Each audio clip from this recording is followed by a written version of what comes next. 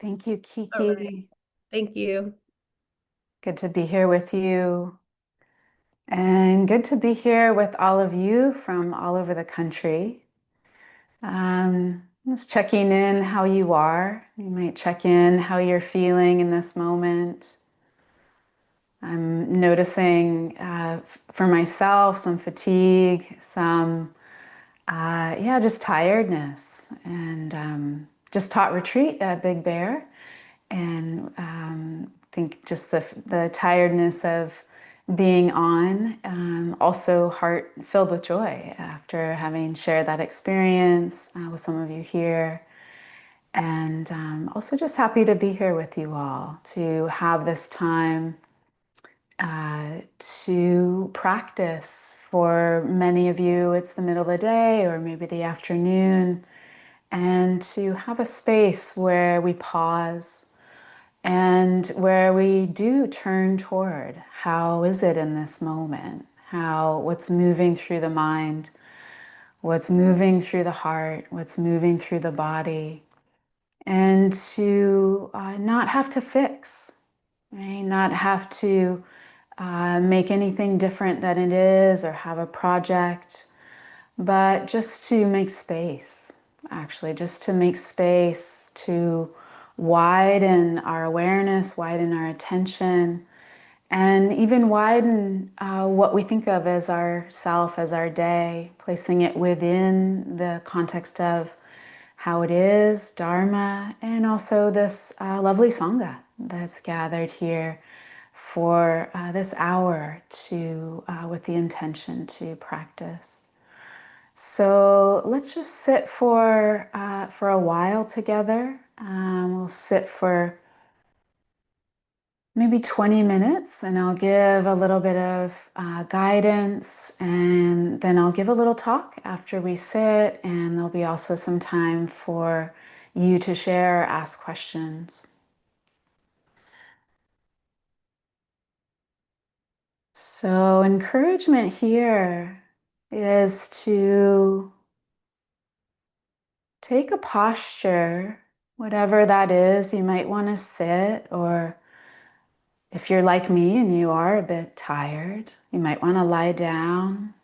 Or if there's some agitation in the body or anxiety, you might want to walk. Those are all beautiful postures of meditation. But whatever you choose, there might be the sense of really turning toward this moment of your experience.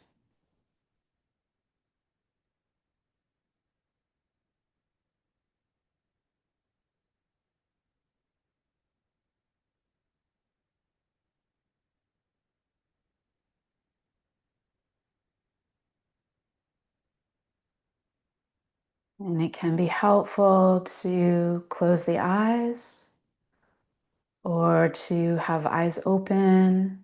But either way, there's a sense of turning toward a different way of knowing our experience. Softening the eyes, softening the gaze to feel into how it is now.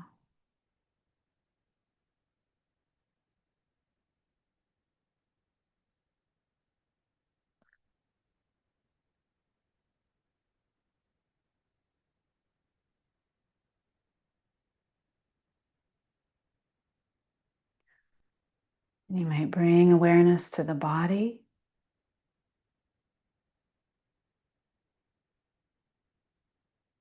And sometimes when we do so, the mind immediately picks up on where there's tension or a little pain in the body, if there is, some contraction. And the practice isn't necessarily to try to make it go away or adjust, but how is it to widen your awareness? Maybe if there's some tension in the belly or the shoulders, You might widen your awareness to receive where your body meets the earth,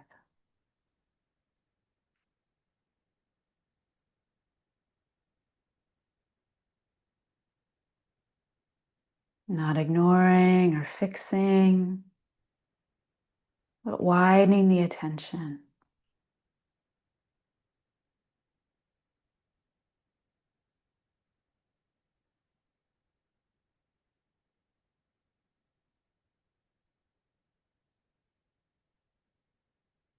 And sometimes it helps, supports the nervous system, the mind, heart, to notice what there is to enjoy in the moment.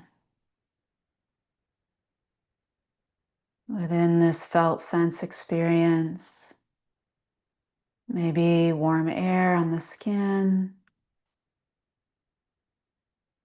maybe the sense of just resting for this time, this period of meditation.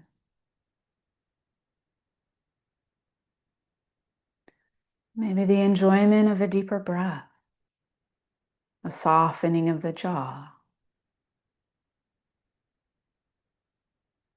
even the simple pleasure of being present, undistracted.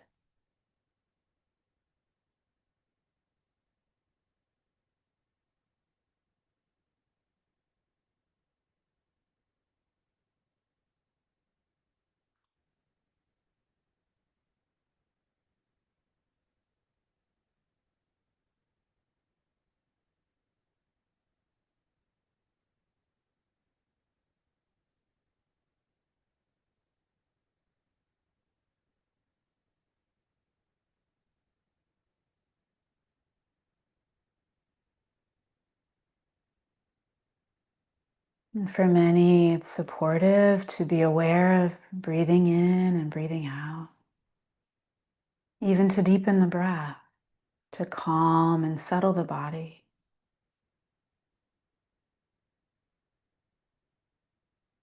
But if being aware of the breath brings more tension or anxiety,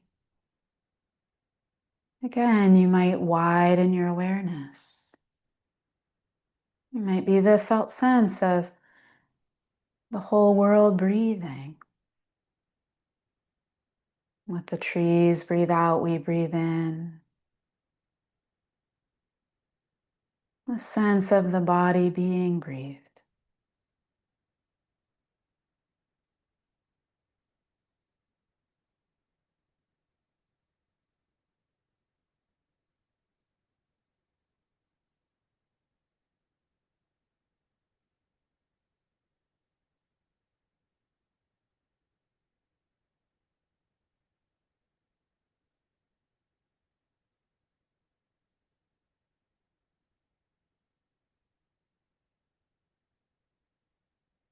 And if the mind is entangled in a thought, or the heart is struggling with some emotional experience, or both, again, we don't have to fix that or push it away or work hard to be present.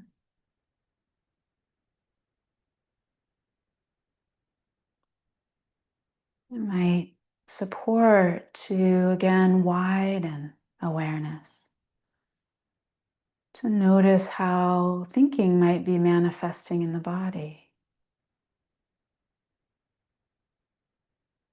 to release out of the content of thought or the story associated with emotion, and bring awareness to sensations in the body.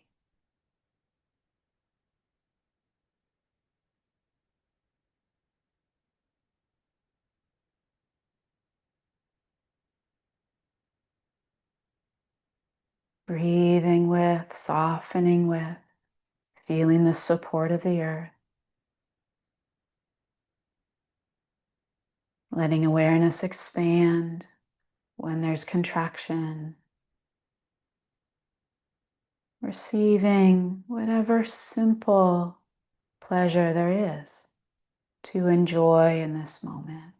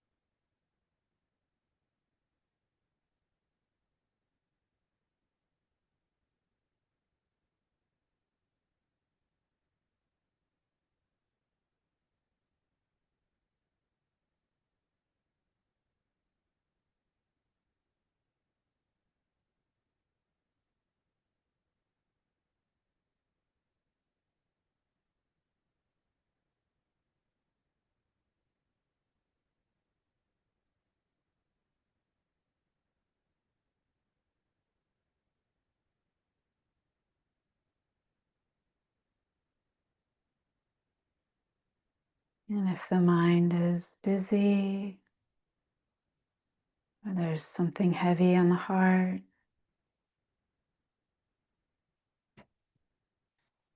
you might again widen your attention, not pushing anything away or judging oneself, checking in what can be known in this moment, what can be felt and experienced directly here and now.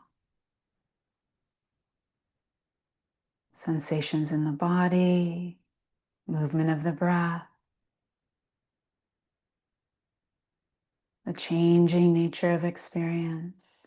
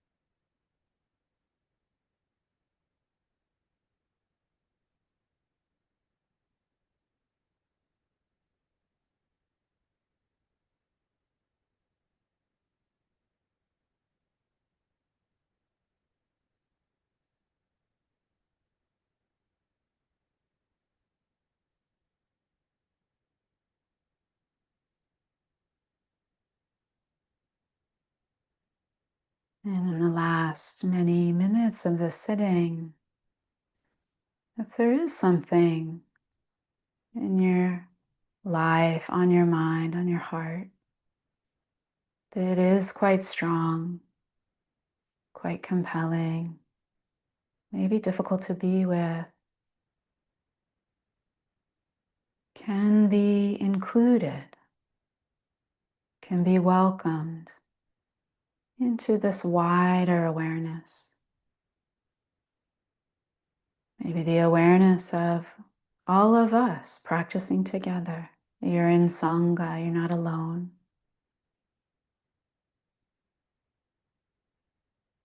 Maybe the wider awareness of the earth holding the body,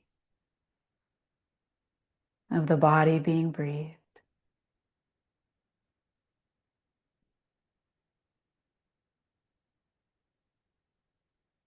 Maybe the simple, wider awareness of sensing how the thought, the emotion manifests in the body.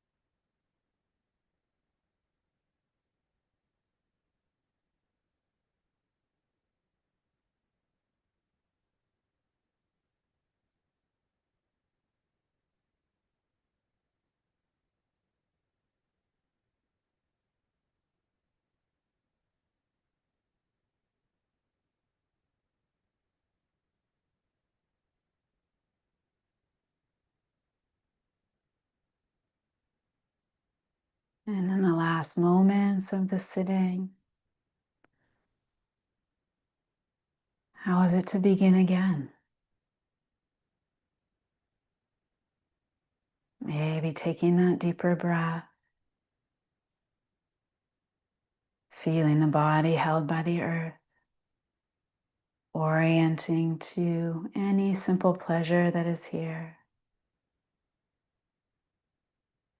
widening the attention to receive what can be known, just this much here and now.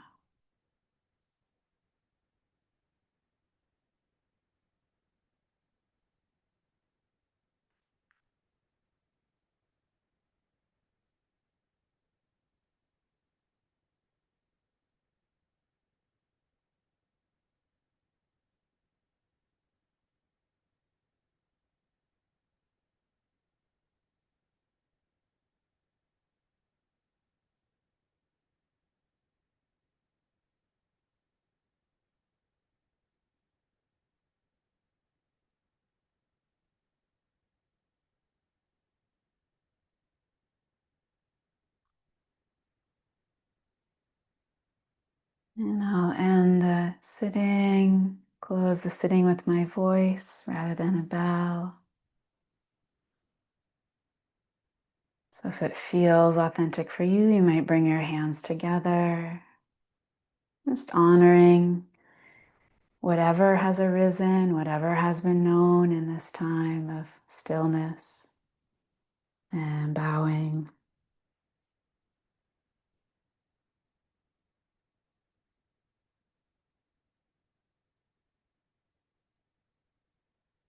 We'll just take a few moments to reorient to being together. I'm going to take a moment to let my cat Clayton in because he'd like to be with us.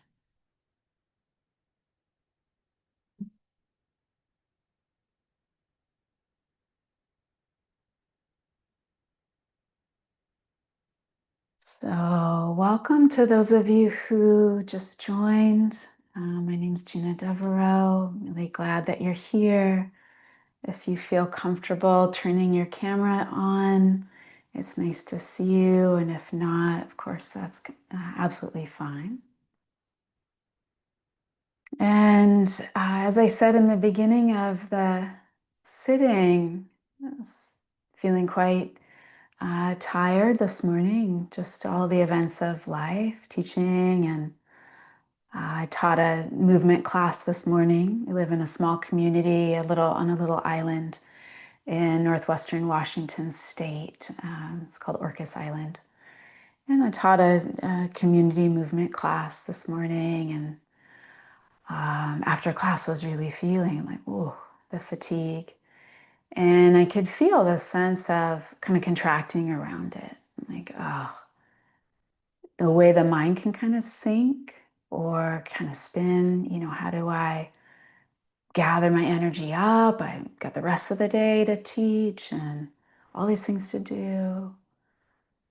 And then I was riding my bike home. I just live a couple of miles from town, and it's a beautiful fall day, autumn day here in the Pacific Northwest, and leaves are changing and the weather's changing today. It's been clear and bright and sunny, and the clouds were coming in. Could feel rain is coming. And just that simple movement of the body, of my body riding the bike and looking out and around, receiving. And I could feel the sense of, right, I don't have to push it away, this experience of fatigue. I don't have to solve it. Don't have to, have a cup of coffee or, some way to like maneuver to make it disappear, to be in a different way, but to let it be included in this wider experience. For me, sometimes the question is just what else is here, right? The way the mind can kind of contract around what feels not quite how one wants it to be. And like when there's pain in the body, often the mind just keeps going there. Or something that a mistake, we have a sense of having made a mistake and then keep turning that over and over and over again. And this is just the natural kind of inclination of a human nervous system, right? To look for what's wrong and try to figure out how to solve it. And yet, if that's where the attention habitually goes, it can be quite exhausting. And it's also not the fullness of the experience. It tends to take us into story, into past, into future. And so this widening, opening, what else is here? The afternoon light, the sense of body and earth, the sense of being breathed, the sense of all of us being together. And then in this way, whatever's here can be welcomed into this larger holding, this larger space. Part of the work I do is somatic experiencing. Some of you might know that modality. It's a form of trauma healing through the body. And one of the premises of that work is that when there is difficult experience, as I just said, the mind and the nervous system tends to habitually attend to that difficulty because it feels dangerous, right? It feels like a threat to the system. And again, this is natural. And one of the ways to really support turning toward that trauma or that difficult experience, investigating it, seeing how it is manifest in the body, is to first widen the experience, widen the awareness, to open to enjoyable, what's here to enjoy, any simple pleasure. Like I mentioned, just the body being supported or the soft touch of a sweater or fabric, the sense of being together. And so this is often what I'll offer a client. Often they come in and they immediately want to explain how wrong things are, the difficulty. And of course, that's why they're there, right? To have relief from that suffering. And so to place that suffering in this wider sphere of experience, right? Noticing what there is to enjoy. Not as positive thinking to ignore what is difficult, but just to remind ourselves there is more than just that contraction, than just that worry. So there's a beautiful image that I think about a lot, I feel into a lot. And this is from one of the early Buddhist teachings, the Lonapala Sutta, the Sutta on the salt crystal. And the image, the metaphor that the Buddha offered, he asked the folks that were learning from him, studying with him, he said, if you have a big lump of salt, a salt crystal, and you place it into a glass of water, and then you try to drink that water, how will it taste? Right? How will that experience be? And of course, everyone said, well, it'll be really salty, right? Almost impalatable, right? Very difficult to drink that. And then he said, well, what if you take that lump of salt and you put it into the Ganges River 2,500 years ago when one could drink out of the Ganges River? Then how would it taste? Right? And of course, they said, well, you wouldn't taste the salt. It's being placed into this wider river, or it's widening the river. And yeah, you wouldn't be able to taste it. But we wouldn't get rid of the salt, right? We wouldn't try to make it into something else or try to ignore it, but just again to widen the holding. What else is here? What else can be known? And so this can be our practice, not fixing, maybe not solving, not entangling, not making it a problem, something that we have to transcend or transmute, but opening, widening, resting into what can be known, what can be experienced, orienting to the pleasurable, to the simple enjoyment, just to give ourselves another experience, a different orientation. So that was, I wanted to offer that today for whatever you're with in your practice, whatever you're holding in your day. I know there's many salt crystals, personal and collective right now. And And this practice can really be a support.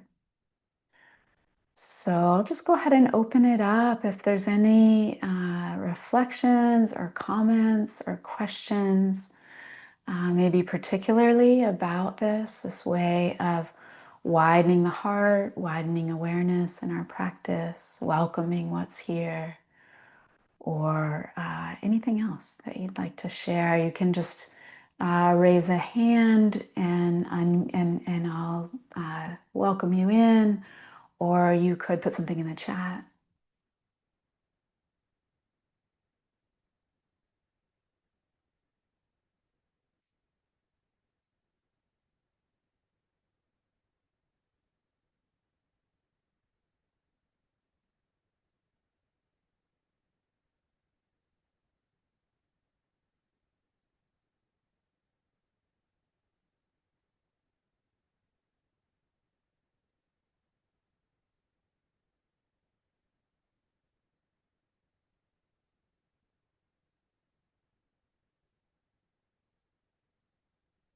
Hi, Jeff. Welcome.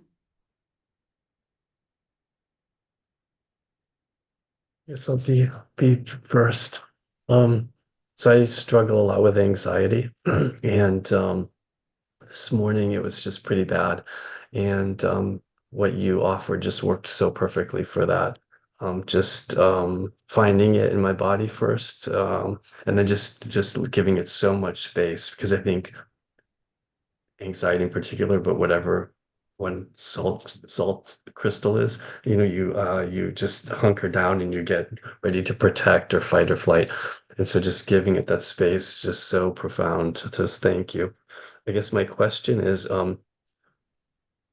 it worked so well when I have a place to sit and to take a half hour and to really work through that.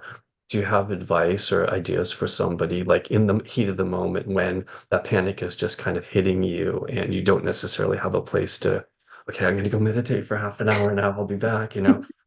Do you have ideas about something in the heat of the moment where you can kind of recalibrate? Is it just a matter of, I guess maybe just practicing it? Maybe I'm answering my own question. Maybe just practicing it enough so that you get really good at it and you can just say, okay, I'm just going to give it some space now, or do you have some ideas?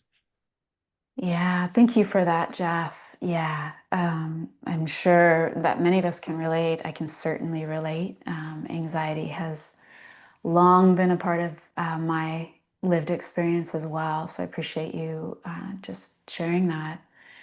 And you are answering your own question. Absolutely, practicing this widening is so helpful, and along with the widening, the orienting to what can be enjoyed in the moment. Again, not like or it could be, but usually for me, I'm not looking for like woo, like a big joy, but just a simple like, okay, yeah, this touch of this sweater, or holding a cup of tea if that's enjoyable for you, or looking out the window, so that we're just reminding the nervous system, as you said, that there's also this. The experience of anxiety is often, like you said, this fight or flight. It's the nervous system going into often a kind of a sympathetic arousal state. And so it can be very resourcing and balancing to notice the pleasant. Some simple ways of doing that are orienting, and we can orient visually. So looking around the space that you're in, and I'm just doing this as I'm saying it, so you'll see me look away from the screen. So that might mean that you look out the window or within the room that you're in, the space that you're in, that you notice what there is to enjoy. So I'm just noticing I've got a whole kind of messy thing with yoga props here, but there's a red yoga mat that just drew my attention, and I'm enjoying seeing it. And then I can just rest for a few moments in that enjoyment. So that's just one example. And in that orienting, this is again, we see animals do this. They'll see, I live where there's a lot of deer here, and they'll sort of startle when they're surprised or when they sense, a human, and they'll quickly look around, right? They'll orient, and then they'll see, oh, there's no real danger, and then they'll just go back into what they're doing. So for some people, the orienting is really helpful. The visual orienting could be auditory if you're more of an auditory, if you like to listen to sound. Sometimes just a holding, just a crossing arms over chest and squeezing shoulders with hands. And what I notice, I teach this quite often, and you just probably see me doing this. Often the body just immediately starts to rock. Not always, but sometimes. And so again, this isn't like a quick fix, like, okay, what should I do? I have anxiety, I got to get rid of it. But more again, like, it's okay. It's okay that anxiety is here. It's okay that it's here. And by offering an experience in the body that might be enjoyable, that might be resourcing, we're just creating a little bit more space for the anxiety to move through, to be known, and to be welcomed. It is part of our human experience. Yeah. Yeah. So thank you, Jeff, for that question. And thank you for going first. It's not always easy to do that.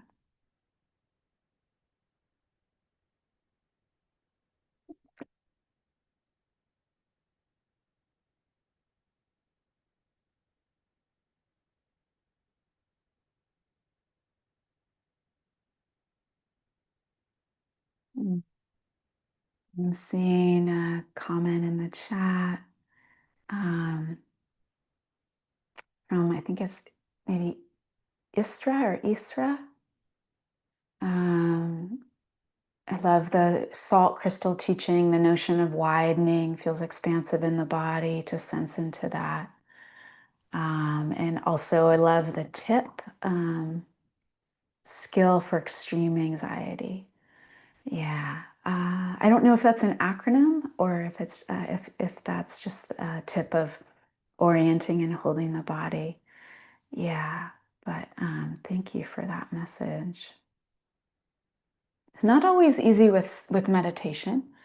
If there's anxiety, sometimes it can really be held in meditation. And I've had the experience of, even being on retreat where I just couldn't sit with it. And that's okay. Walking can sometimes be helpful. So just a sense of letting the body move, maybe move a little bit more quickly, but still bringing awareness and presence and kindness to the experience. And so also just to say that one doesn't always need to sit or be still with what's arising.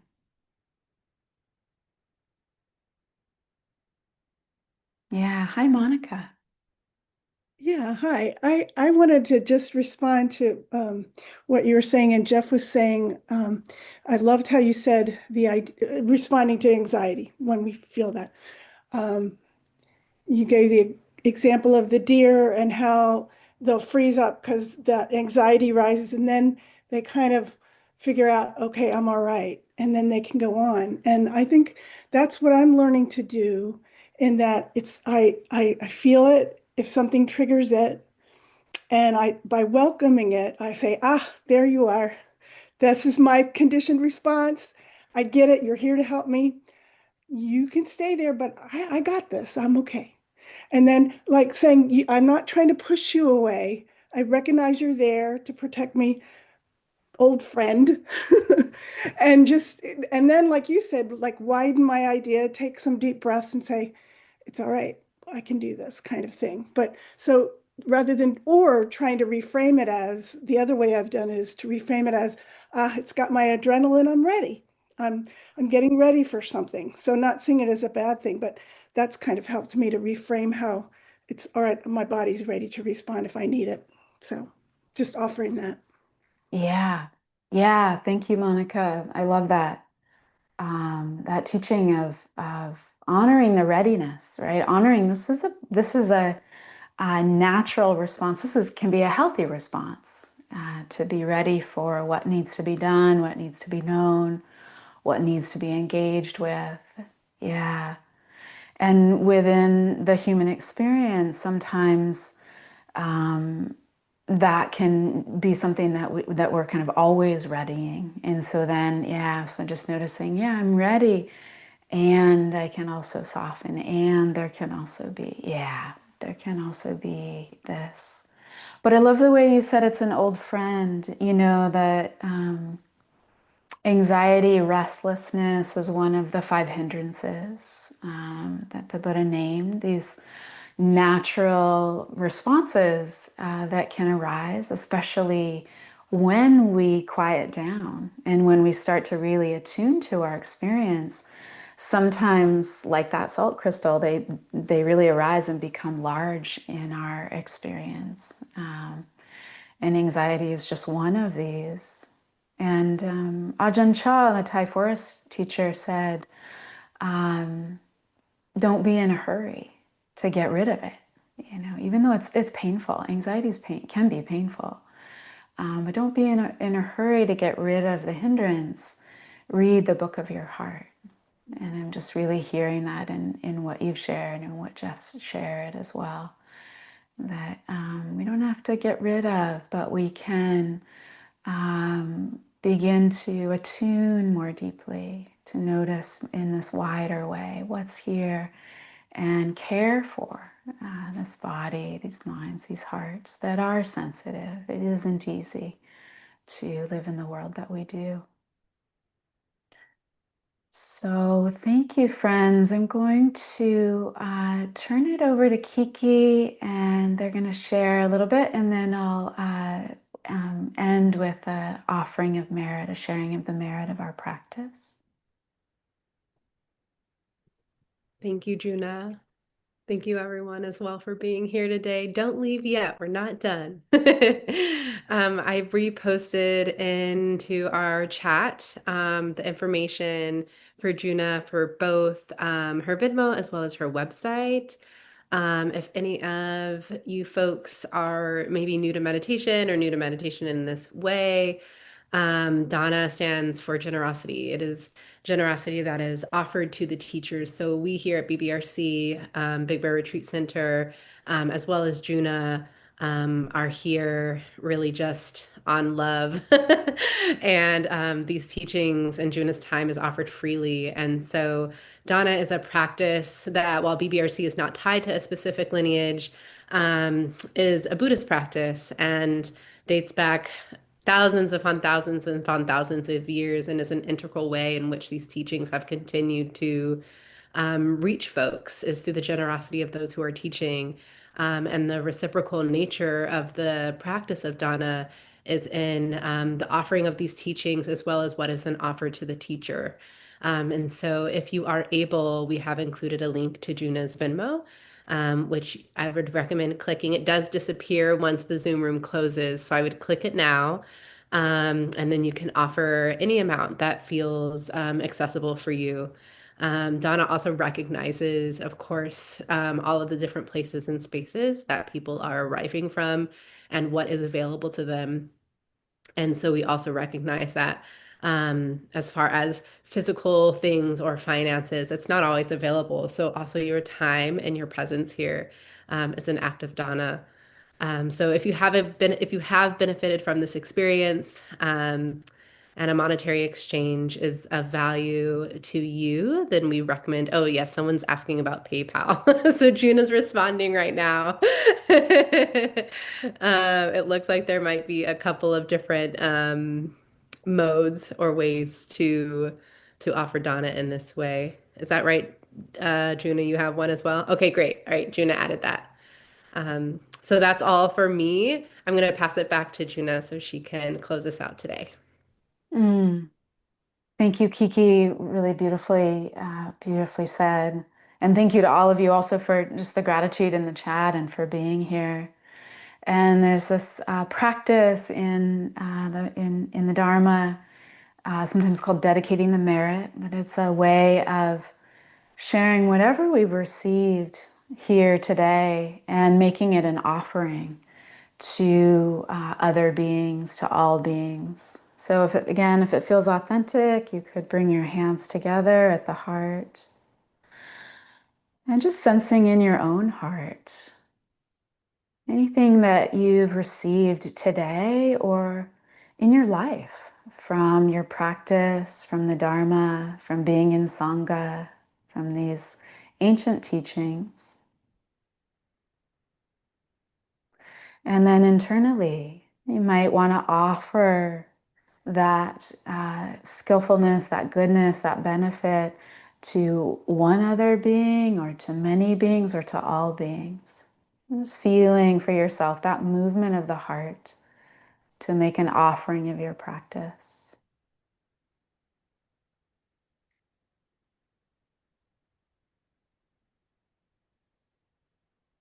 And may all beings be safe. May all beings be at peace. May all beings know love and kindness. Thank you so much, everyone. Really wonderful to share this space with you. And